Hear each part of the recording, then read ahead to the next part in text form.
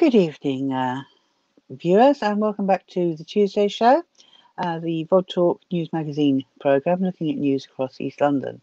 My name's Jenny Fisher, I'm the editor of East London News, and tonight we are going to be focusing on the Mile End ward in the middle of Tower Hamlets, where two community activists have found some undesirable things going on, and they've got together to try to start a campaign about it. So we're going to tell you about that in a moment. We welcome your input, whether you have similar problems in your area or whether you have anything to say about the problems we're going to be talking about. And if you would like to comment, you're very welcome. Please do so on our Facebook page, the VOD Talk Facebook page, and put something in the comments box and we'll read it out and respond to it. So, welcome to my two guests who have popped up on the screen. I'm tempted to say Mamma Mia, but it's not so much Mamma Mia, it's two Mias for the price of one, isn't it? So, we have Azad Mia standing out in splendid orange background, and we have Helal Mia. They are both activists in the Mile End area. So, first of all, I'd just like to welcome them and just ask them, Azad, let's begin with you. What drew you into community activism then? What's your driving force? Well, first of all, thanks for inviting us to your show, Jenny. You're welcome. And I basically got involved in politics and, community activism. I was awakened from a very early age. When I was 16, I grew up in a place called Scunthorpe. It's now called Lincolnshire. At that time, it was called South Humberside. I went to a grammar school and I was the only non-white in my school. So you can imagine what went on. And then lo and behold, I saw a TV program about a campaign called Campaign for Racial Equality. And the Anti-Nazi League, massive demonstration all around the country.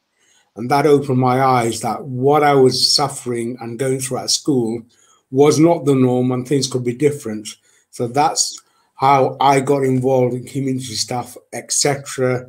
And then when I moved from Scunthorpe to London to go to university, my eyes were open to what it could be, not what I was dealing with every day from a very young age. So that's a brief background of why I got involved in community activism. And I'm sure that will. Yeah, I'm sure that will be shared across by many people across Tower Hamlets. Helal, what drew you into political activism? I don't know how long you've lived in Tower Hamlets or where you came here from. Hi, Jenny, and Assalamu alaikum, Azad bhai. Thank you, Jenny, for having me on the show. You're welcome. It's great to be here.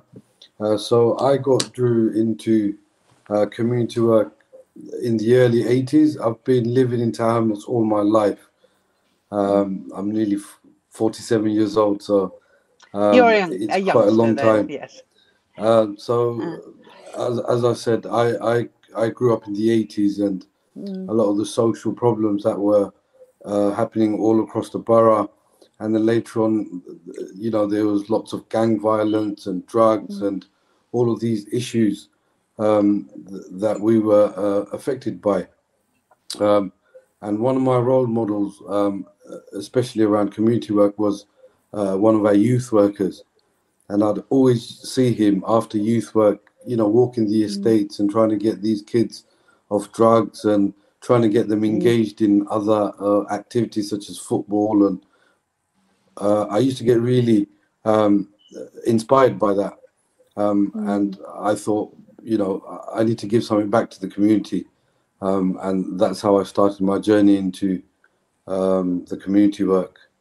Oh well, I've never met anyone from Scunthorpe before. As I have no idea about your secret background, but my dad was from Lincoln, and I came to the borough in '82. One of the first things I did was to stand in Brick Lane when I think it was we had the National Front, didn't we? We were trying to occupy Brick Lane, and so many of us went along and stood around to protest. So That's how we've all got here. And the thing now, worrying you and concerning you, I mean, it's another serious issue, and that is the mess they've made of the traffic in Burdett Road. Now, look, I drive. I remember Burdett Road. Burdett Road is a nice road. You go to Burdett Road because you know there's not going to be too many cars. You can sail along. It's a good link from the south to the north of the borough. But I haven't been there for a while, and apparently things have changed. So what's wrong, Azad? You kick us off. Well, a few years ago, there was apparently there was a consultation done, and between TfL and the council, and it was originally supposed to be a pilot scheme, if I'm correct, where they'd make a no right turn off Milan Road into Burdett Road. That pilot scheme, nobody knew about the consultation. Well, most of us didn't. That pilot scheme is now permanent, and there's no right turn into Burdett Road off Milan Road, but you can turn left into Burdett Road off Bow Road. And All right. and there's been lots of petitions, campaigns with the council and TfL, but to no avail. And to compound the problem further, the Burdett Road used to be 2 lanes. They've now blocked off 1 lane on the junction of Burdett Road and Milan and Bow Road into cycle lane, but it's like the cycle lanes that they have on Milan Road itself, where there's an island and then the cycle lane, then the bus stop. But the ludicrous situation is people stand underneath the bus shelter, the old bus shelter on Burdett Road, Milan Road junction. Bus comes along, they have to cross the cycle lane onto the island, wait for the bus, and as soon as the bus comes, obviously there's all these traffic trying to get into Burdett Road via Bow Road on a left turning and going round. Instant traffic jam, instant, because the bus is too wide to let any cars go through. So every 10 minutes when the bus comes along, there's a tailback of traffic. It's just... Well, and that's sorry, you said the traffic couldn't turn right into it's into St Paul's Way. No, they can't turn right. If you come off Milan Road, we know where that yellow bridge is. You can't turn right into Burdett Road off Milan Road.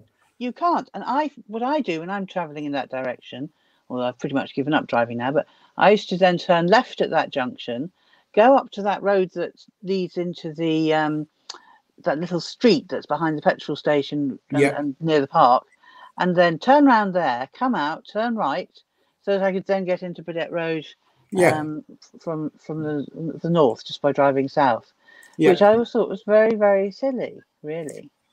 And they made the situation worse with that cycling. Not that I have anything in principle against cycling. It's good exercise. But if the plan was to alleviate the traffic on there, they haven't done it, because every time a bus comes, there's a traffic jam, instant.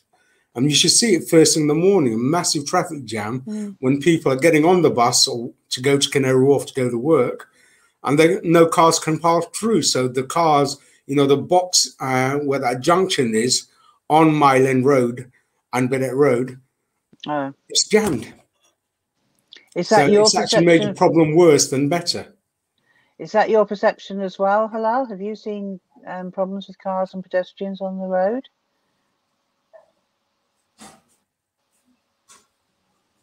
Can you hear us, Helal? Sorry, Jenny, I just lost you there. Have you seen problems for cars and pedestrians on Burdett Road? Absolutely, Jenny. As I'd explained, by creating that cycle lane, pedestrians, passengers that are waiting for the bus have to cross that to get to the bus stop.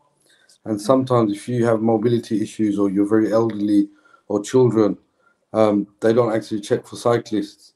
And there's always, a scope for an accident. And the traffic, when it does build up, because the 2 buses, when they park opposite each other, nobody can get through them.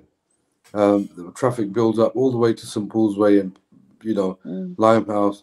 And in the mornings where children are trying to cross to go to schools and whatnot, it does become very dangerous.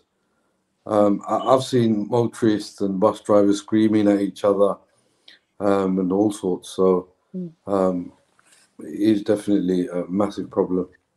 So that's certainly raising our blood pressure. I must just say hello to Lois, who's watching our programme this evening, who's also very interested in the traffic in the area, and remarks that traffic is dangerous anyway to humans, but don't forget pets and small children can also be put at danger by the traffic. And I think if the traffic's building up, then people can get very cross, as you say, and then maybe, you know, there's, if drivers are not concentrating very hard, there's a lot of danger, chance for an accident. So yes, I mean, you're right to raise this.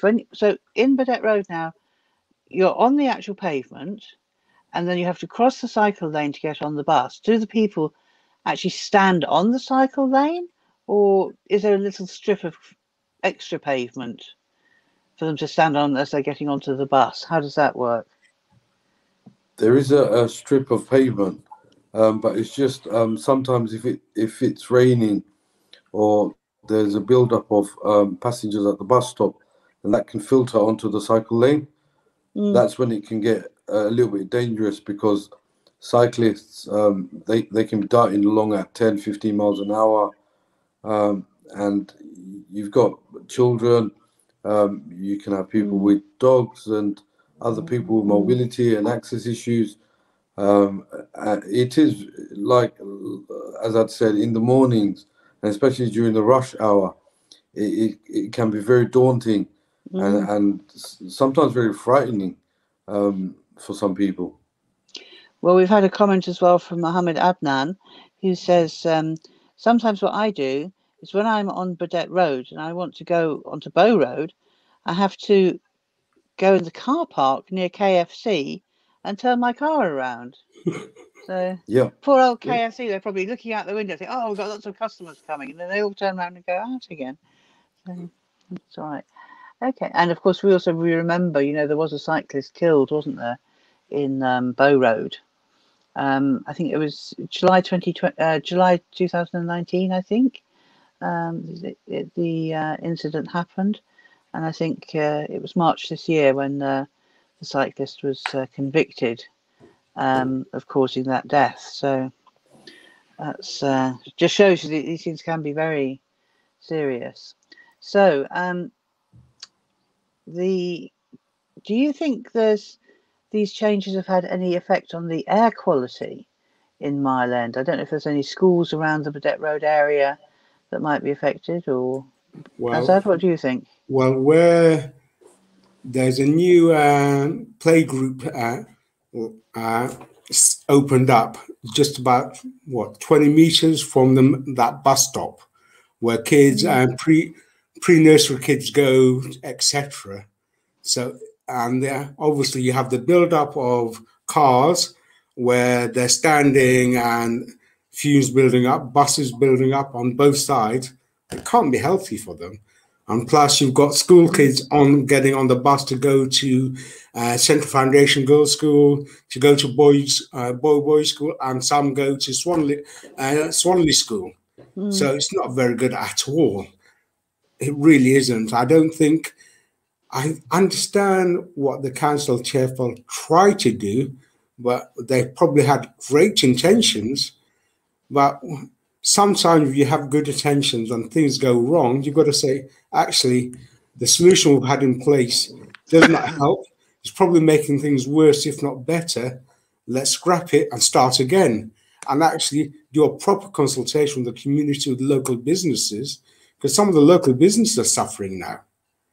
Are because, well, they've got a row of shops on Burdett Road. You've got florists, cafes, typical shops, local shops. And now, because of that cycle lane, they're losing a bit of customers. Because before, customers could park up there, plot up, buy their bunch of flowers, buy a bit of grocery, leave. Now, that's difficult. Absolutely. I remember parking there to visit Tell's carpet shop. Every carpenter in my flat he's no longer there.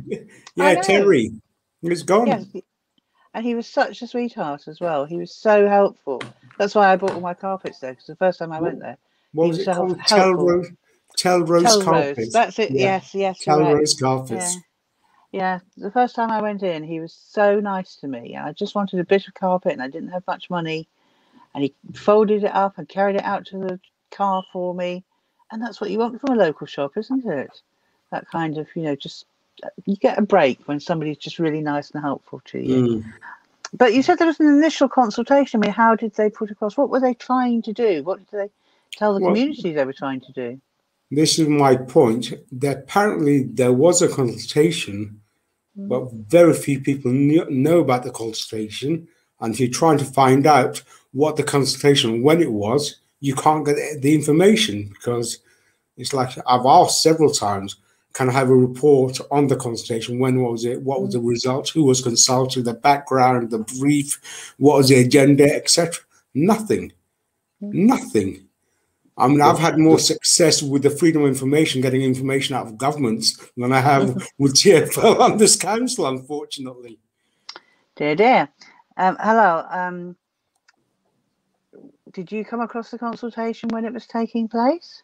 I didn't, Jenny. Mm, I knew of a consultation taking place, but who did the consultation?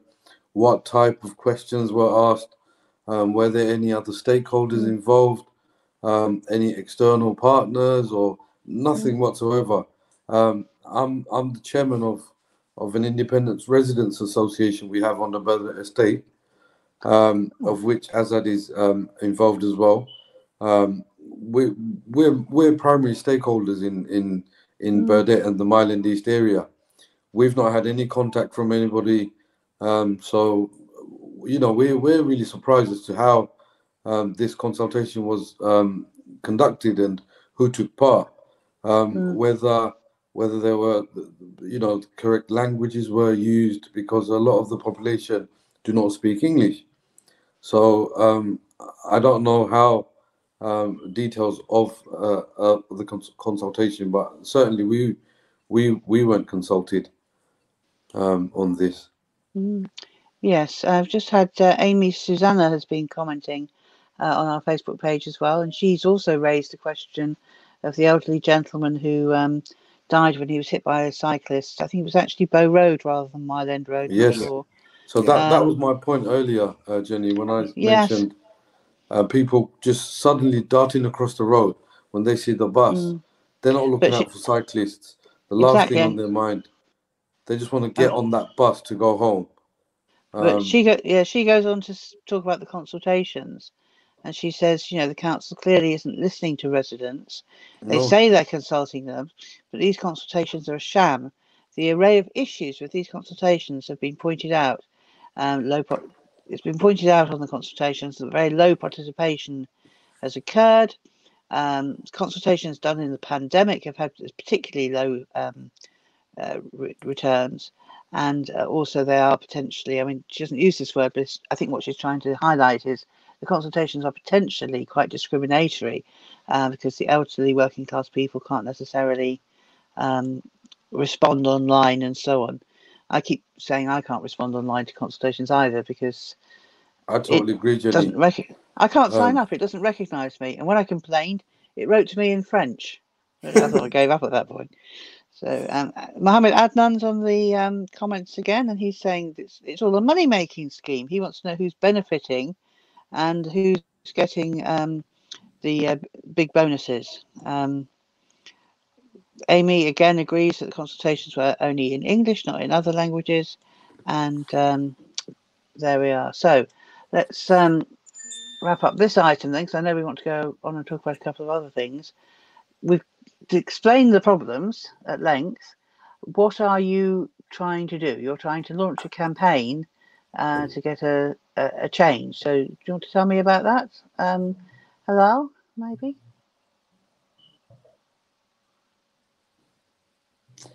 yes, so we've started a petition on this, Jenny, and we've held meetings locally with residents and local businesses. As we touched on earlier, one of the biggest impact of this whole thing is local businesses and what's happened to them. I know 2-3 businesses that have folded since these new measures have come in place. And given the unprecedented challenges the pandemic has already placed, this is the last thing people wanted. So we are working on a petition that's going around, and hopefully we'll drum off enough support to go and challenge this in a meaningful way, where the local administration will listen to us. And you're working on the petition as well, Azad? Yes, it's a joint effort because I think we should be clear. Helal and I, we've known each other for a long time. We're community activists, and obviously we have our own careers, etc. But sometimes you have to give back and support the community and try and do what's best, because not everybody has the time, the inclination, or the will to do it. And sometimes you have to sort of give up your time, like you've done for many years, Jenny, and just do what you can, try and help the community going forward. Because I remember when I first moved to the state, I was the 6th Bengali family on Beda Estate. It used to be called in those days a DTL property, difficult to let property. Yep. So I remember those days. So I've been here, 35 years on this estate. So I remember from how it was, and how, with the help of local community people, we've got together, people like Helal, and made communities, football clubs, community activism, etc., youth, got them involved, got rid of the violence between St. Paul's Way School and Stephen Green School. I remember special patrol group police vans circling both schools. That's how bad it was, to where Stephen Green School is a top-rated school, so St. Paul's Way, so it used to be John Cass, but now it's called Stepney All Saints. All very good schools where the waiting list and demand is high to get in those schools. And that's down not for any political intervention. That's down, in my opinion, to the community and people who live there to try and make it better for their kids, which is what most parents want. And that's what we've tried to do. I don't know if that makes sense to you, Helal. That's what we've tried to do. Yeah, I agree. Okay, well, let's sort of move on. I mean, it's good to hear you're stepping forward and actually launching a campaign, and hopefully, the community will be actively supporting that. Let me know if you put your petition online. Let me know the address, the online address, and then we'll make sure we write it up in East London News so our viewers can, and put it here in the comments box so our viewers can access your petition and follow your campaign. That would be great. But while I've got you here, the other issue that we're sort of trying to track across the borough is antisocial behaviour. I'm sure you've seen the petition which Miah to Look Now from the Isle of Dogs has launched against an online petition, talking about knife crime and its terrible, terrible consequences, and again trying to find some ways to really, really combat it, not just to pay lip service to it, but to really combat it. So, Azad, do you want to sort of talk a bit about what antisocial behaviour is like for people in Mile who's causing it and who suffers? And then we'll go to Helal. Yeah, well, recently there was a fatal injury to a young school kid who went to Swansea School, if I'm correct, Helal, who passed away of a knife crime. That's one element of it. There's other elements where in the evening, in the morning, I walk past and there's these nitrous oxide canisters all over the place. That's obviously not helping. And when you take away youth facilities for youth and then give them nothing in return, what are these kids going to do? I mean, I'm sorry, but I remember many years ago, I was young once. Surely not. No. Yeah, unfortunately, I do remember. But whether I'm looking at things through rose-tinted glasses, I'm not sure. But we seem to have football pitches, snooker halls, places to go, hang out, do what young people do. But there seem to be very few and far between. And where community centres, where obviously Helal and I try and help in our local areas, but where you get young people. Our community action is trying to engage with youngsters, but if the facilities are not there, services are not there where we can actually meet, etc. So people are willing to help. If we're not giving them support, what can they do? And I think that's the root cause of all this. Well, not probably the only cause, but one of the major causes of this knife crime and violence, etc. Because this is, I mean, I think that's what's going on to a large extent. And Helal, you're obviously quite involved in providing facilities for young people in the Mile End area. Can you tell us a bit about what you do, and how you see? Do you see sort of? Halal's turned into a little. He'll come back hopefully. I'm sure he will. Yes, his connection is not totally I mean, stable. Fortunately, our studio is moving to a new system next week, so we have a lot more stability. Hello, I was just wondering, I know you do a lot of youth work and providing facilities for young people in your area. I mean, do you think there's been a change over the years? And how can we actually keep young people on the straight and narrow now? Jenny, I think over the years, with the cuts in funding and all cuts in youth services, there's definitely been a change in antisocial behaviour. I remember in the 80s we used to have gang violence and lots of antisocial problems, but it's not as bad as what we have now, because we used to have loads of different avenues to channel our anger. We used to have youth clubs, we used to have Saturday night football, we used to go to music workshops. There was always something to do over the weekends during the 80s and the early 90s.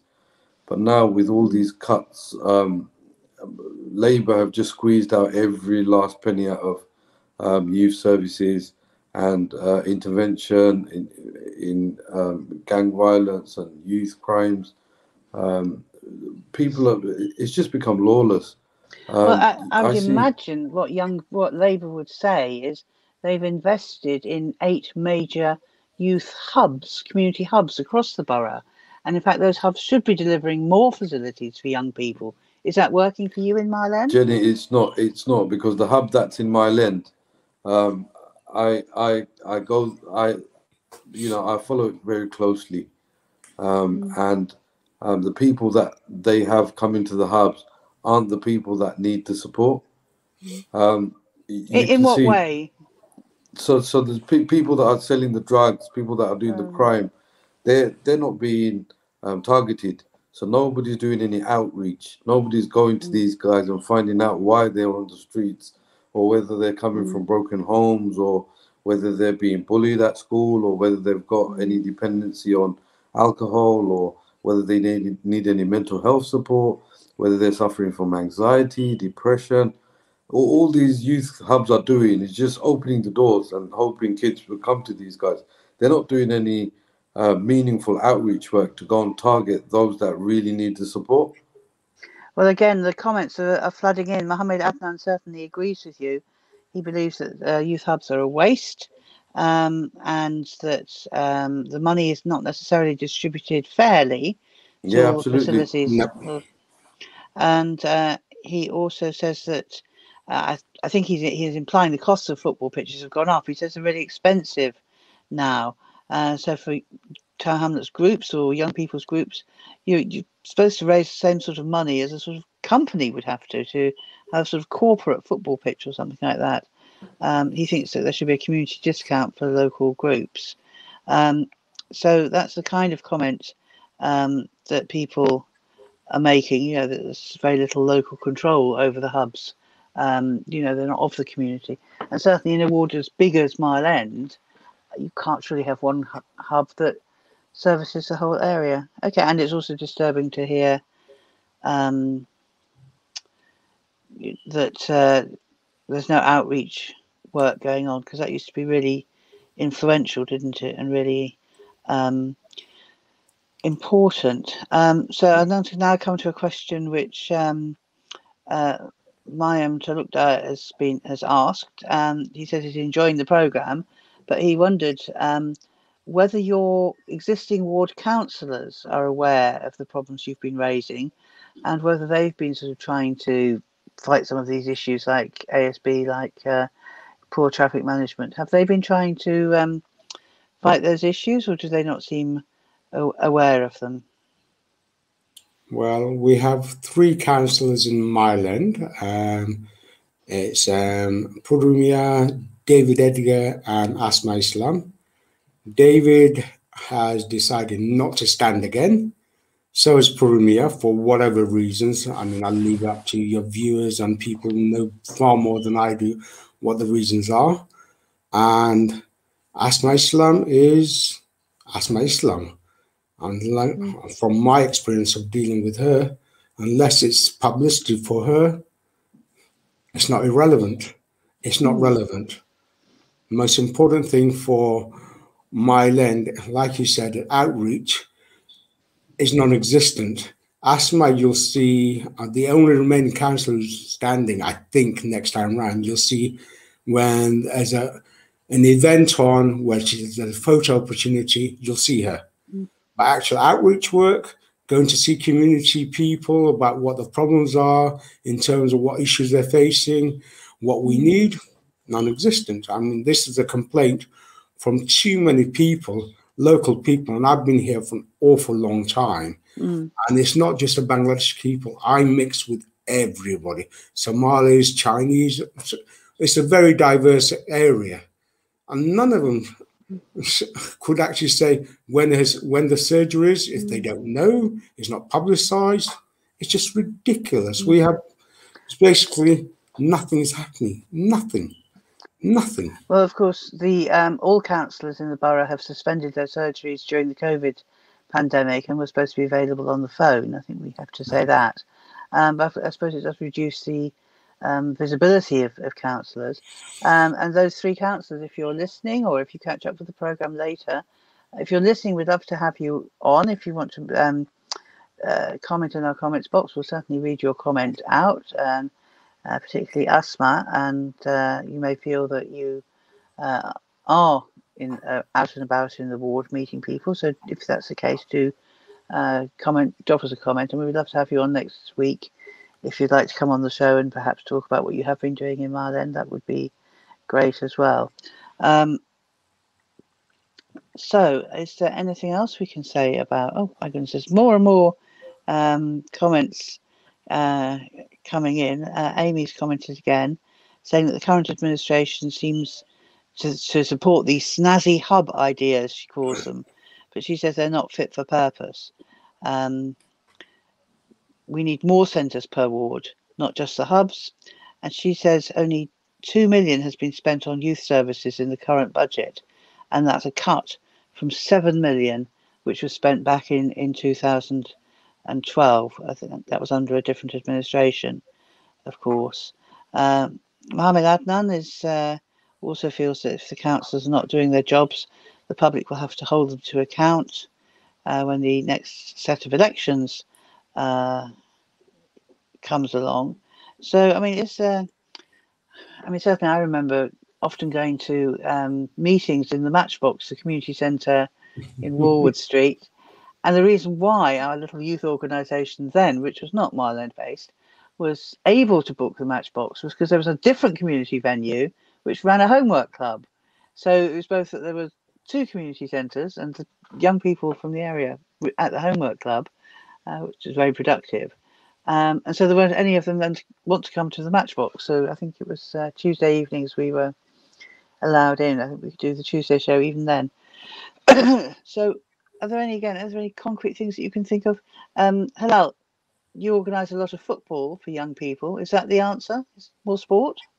It is part of the answer. So Jenny, we run a football foundation called the Burdett FC, Burdett Football Club, and that comprises of 5-6 teams. So we have an under 10s team, we have an under 12, we have an under 14s, and then we have a 16 plus. And that certainly is an avenue to keep the children focused and just off the streets, because we run structured training sessions, and then we play in the leagues.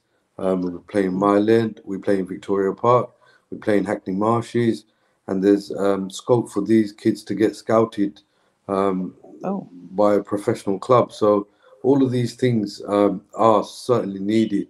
But one of the things we touched on before is the ability and certainly for the leadership to show proper leadership, because under the Labour administration we've not had any proper leadership, especially in terms of youth development, pathways for youth to get into careers. I mean, we've got Canary Wharf on our doorstep, and if we're not taking advantage of that, I mean, we've got some of the world's leading bankers, we've got some of the world's biggest FTSE 100 companies at our doorsteps, and yet we've got our kids that are suffering in abject poverty.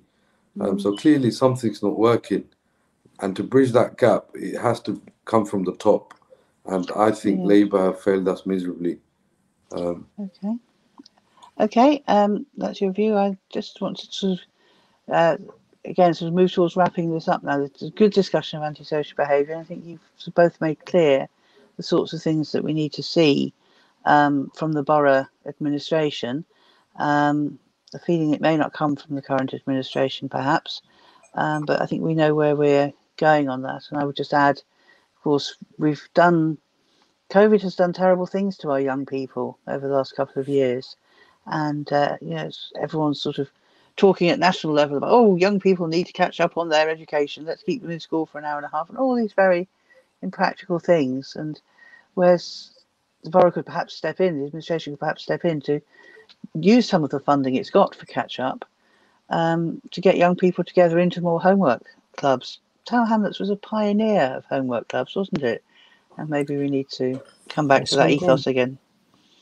Good. I mean, going back to, sorry, Jenny, going back to what Helal has been saying, outreach work is vital, because having these hubs sounds great on paper and it's a way of window dressing, camouflaging it.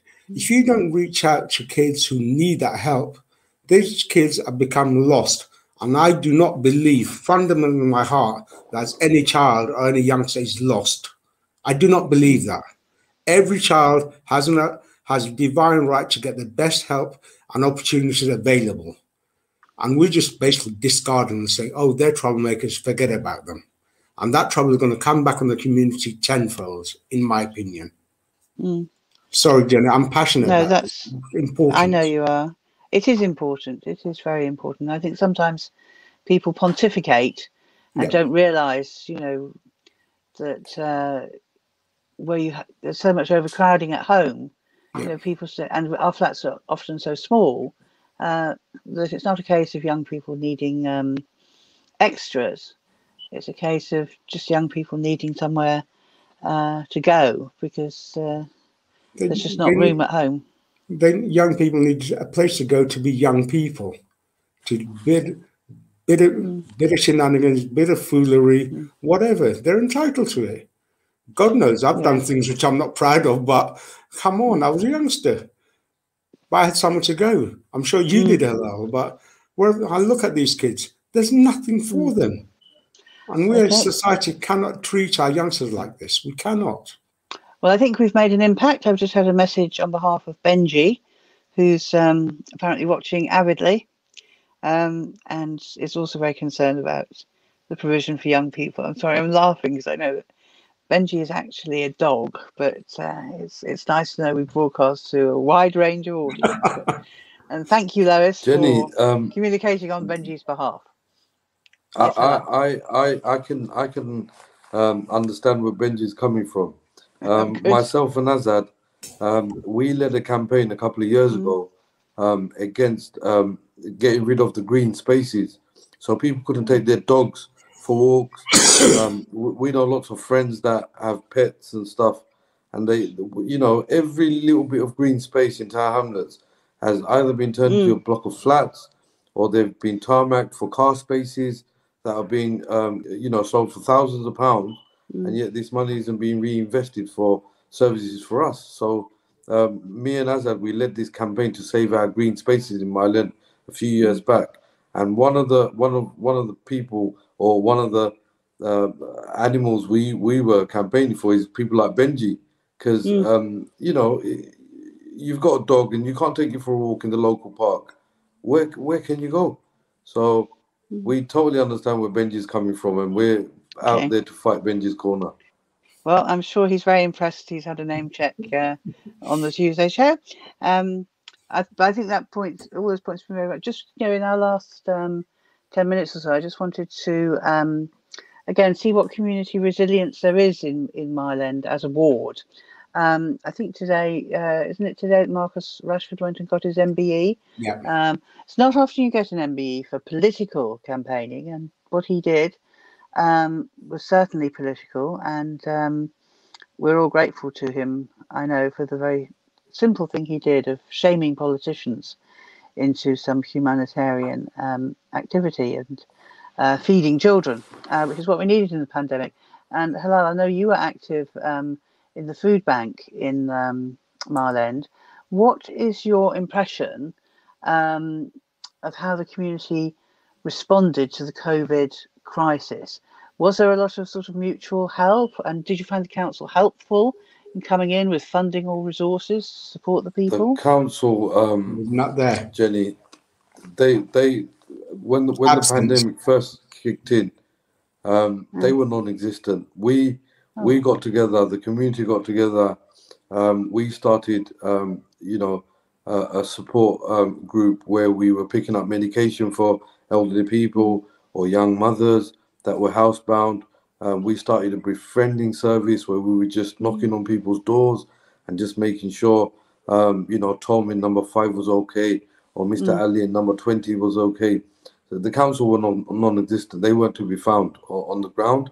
So we started a service locally where we were putting together and just, 20, 30 pounds, putting it together, buying, food, potatoes, a bag of rice, and giving it to neighbors we knew that were struggling. So at first, the members of our community, we sort of got together, and you can see the community spirit, especially during these unprecedented times. And again, it's quite shameful that the administration let us down. They should have been at the forefront of the rescue, and certainly helping people get back to a bit of normality. But during the pandemic, especially the first months, they were nowhere to be found. And that does sound surprising and rather different from what they were saying. I mean, they had an emergency phone number for people. Azad, you're very agitated about this as well. I mean, how did you Well, find the council? you see, everything on paper looks great, but I live on the estate. I've always lived on the estate, and I intend to live nowhere else on the estate because I like my community. What they say and the reality is two different worlds. You might design something on paper and say it looks good and so is going to get paid to do this, paid to do this. But unless you involve the community, it's for naught. People at Helal and myself and others are doing things off our own back, dip into our own pockets to help people out. Where was the council? We're talking from experience. What they say and what we actually experience on the ground are two different worlds, Jenny. I mean, I've got a neighbour next to me who works, but etc. He's had his injury. He had no food, no money coming in. What, you think people like me and the other next door neighbour to him was going to let him? We chipped in. And because he's a proud man, knock on the door, little parcel for him. That's what we had to do. We didn't want to embarrass him because he's a very proud man. You know what I'm talking about, Halal. That's what we did. Yeah. And then the council came along a couple of months later, organised a few meal packs, hot meals, on a Saturday, say at the Bedet Centre, etc., and sent out WhatsApp message, 50, 100 packs took a available, few pictures and take a few selfies. That was it. Quick photo opportunity. Yeah. Like I said earlier, photo op, they were there. Well, tell me, what you're reminding me of is, to some extent, what Miah, who's been a guest on this show a few times, has been organising on the island, which has just been as an island resident, I must say, is just totally pioneering. And I remember, when Miah was 14, I have to embarrass him with this again, and he was one of the first Bangladeshi residents of Bangladeshi heritage to come and live on the island, and the way that the then Labour Party community and the Bangladeshi residents, banded together, and what we went through in the early 90s with the BNP and how we came out of that. But still, Bangladeshi people, non-white people, were very much outsiders. And he has really been in the forefront of turning that around so that now the whole community, the buzzword is that the island network is Bangladeshi led, but it supports the whole community and they interact in a way that would have been unthinkable 20 years ago. And you seem to be saying a very similar thing. You both stress spontaneously, I haven't asked you about the diversity of your community, but you're both sort of saying, the community is diverse and working together. And your efforts locally on the ground are supporting everyone. But it's quite a surprise to hear. I mean, on the islands, were various landlords and organisations who were approached to support the community efforts. Have you had people supporting the food bank and other on your own? Well, have you had any landlords chip in? Not Helal? really. Not really. No. Very we haven't. Very few. We've not had much support by way of serious major players. So we've kind of struggled in terms of finance, in terms of resources. Every time we open one door, another three close. So we're constantly, firefighting. We try to work smarter and not harder, but it's very difficult, Jenny. And a lack of support from our councillors has just made things, 10 times difficult. Because anytime we try and take things formal, it's either very difficult to contact the customer, the councillors. That they keep saying, "Oh, due to COVID, I can't hold surgeries. I can't hold this." I'm sure some of your viewers are aware that in January the cycle lane will be extended throughout the whole of Burdett Road. There's again been very little consultation with regards to this. With none of our councillors are to be found. Such a huge development is taking place, yet nobody's been consulted, and it's happening in January. Again, this is going to cause serious problems for people with mobility issues, people with accessibility issues. It's going to cause lots of difficulty for tradesmen and taxis, because studies have shown that these people have to go, have to spend extra on their petrol and so forth. And this area is full of tradespeople.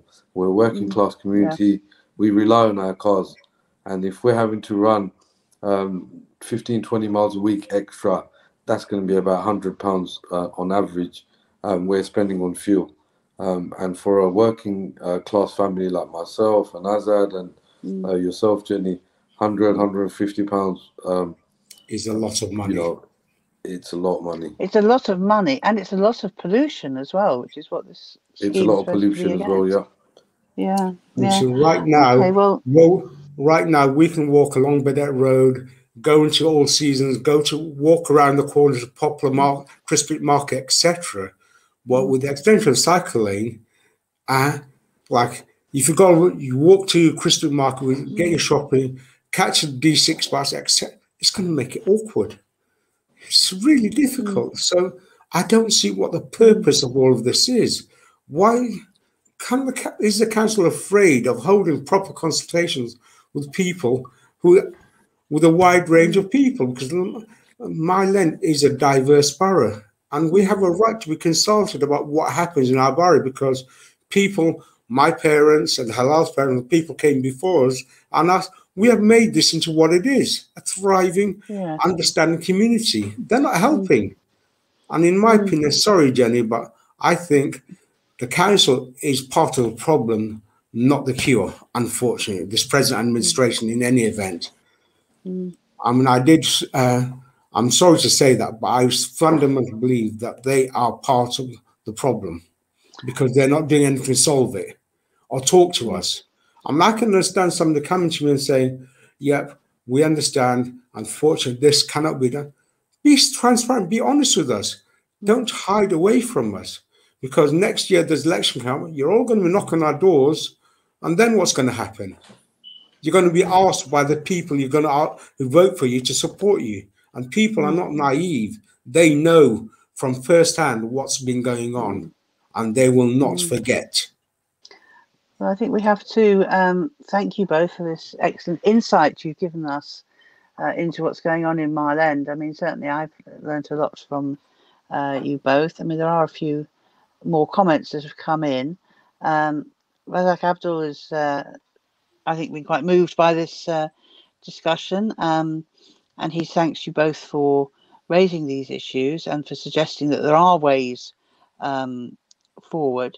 And he also applauds you for talking about mental health issues and the need to look after the community members' mental health and well-being, and yes, just general well-being. You know, befriending service. That's such an important thing, isn't it?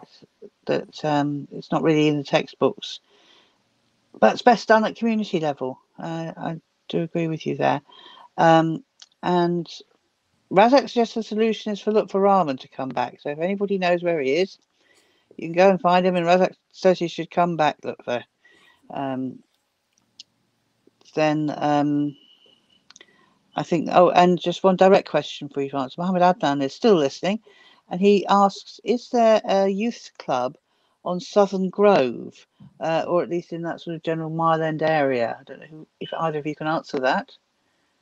Southern Grove. Southern Grove, as far as I'm aware, Jenny, there is nothing in that area. There is a youth service called Spotlight who operate in Mile End, but they're towards more our St Paul's Way area. So as far as I'm aware, I don't think there are any provisions near Southern Grove. I mean, I don't know Southern Grove as that well, but I do know it, and I can't recall ever seeing any community centre there at all. Forget about youth service, a community centre. I can't recall seeing one at all. But I could be wrong. I'm not 100%, but I can't recall seeing it. There's a funny building that didn't used to have any windows, because the top of Burdett Road has been got a bit modernised and regenerated, didn't it? And they built this building without windows. But I think that was, I think East End Home's office, wasn't it? But I think there were I think there might be a community room in that. And I think, from what I remember distantly, I think people were saying it was very expensive to hire. And, so it's one thing having the facilities on paper, but the reality on the ground was it was fairly meaningless because it was so expensive. Right. Again, I'll ask you both for just a last word about Mile End and what your traffic campaign and how people can pitch in, or anything that you feel you haven't had a chance to say yet. So, Helal, we'll come to you first. Thank you for talking about Mile End. I just want to say, Jenny, myself and Azad and a few of our teams will be walking around Mile End trying to drum up support for our campaign. So please stop us. Please sign our petition, and join us, because this is a beautiful place to live in. Let's keep it that way. So that's my final plea to everybody in Mile End and Tower Hamlets. Let's keep our home as it was in the 80s and the 90s. So thank you for having us today, Jenny. You're very welcome. And let me issue another appeal to David Edgar, who sometimes when I've spoken to him over the last 5 or 6 years, he's got his notebook out and he's made a note of what I've been complaining about. So, David, come on, what's happening here? You go out and have a walk, bump into these two. I'm sure you know them. David knows us very well. Sign their petition, David. What are you doing, man? Go on, out on the streets, and you go around and you can take the petition round as well and help them. Make up for decent homes. So that's another housing choice. But that's another matter. Right. Thank you, Helal. Azad, have you anything to add? Yep. Mile End from what it was when I first moved into what is now, it's a great place to live, in my opinion. Other people might disagree. They might prefer Chelsea, Kensington. You go there, mate. I love my area. I love my community. I love my neighbours.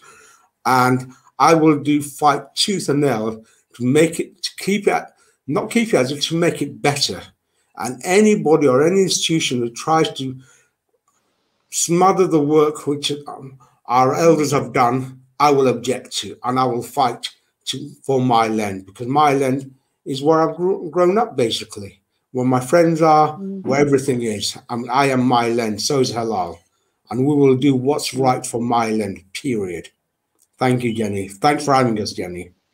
You're very welcome. I think it's been a splendid show, and it's really good to hear people speaking with knowledge and passion.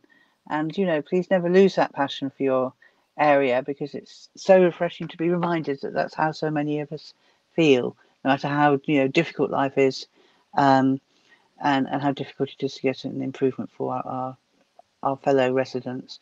So thank you both very much. Thank you, Jenny. Thank you, Jenny.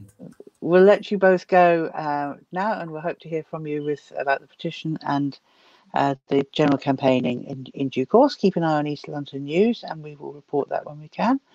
And in the meantime, dear viewer, I hope you've enjoyed the show, and we'll be back Tuesday next week with a show which will be focusing a little bit more on the sad issue of knife crime in the borough, and again looking for practical solutions and how we can use the political process in the borough to get some practical and successful measures taken.